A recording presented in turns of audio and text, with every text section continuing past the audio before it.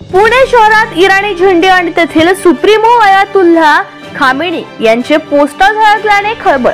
Israel आणि इराणमध्ये हे सीज फायर झाले असले तरी अधूनमधून हल्ल्याच्या बातम्या येत आहेत। अशातच पुणे शहरातून एक खळबळजनक घटना समोर आलेली आहे।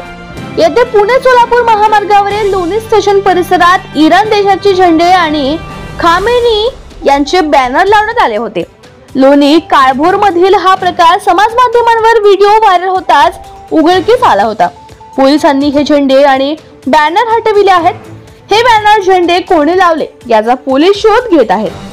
अयातुल्ला खामेनी आणि उत्तर प्रदेशांचे कनेक्शन समोर येत आहे। 19व्या शतकात खामेनी यांचे पणजोबा सय्यद अहमद मुसावी यांचा जन्म बारामबकी जवळच्या किंतूर गावात झाला होता। मुसावी हे 1830 मध्ये किंतूरहून इराणला गेले आणि तिथे स्थायिक झाले। खामेनी आणि भारतात असे संबंध असल्याने हा प्रकार घडला असल्याचे बोलला जात आहे।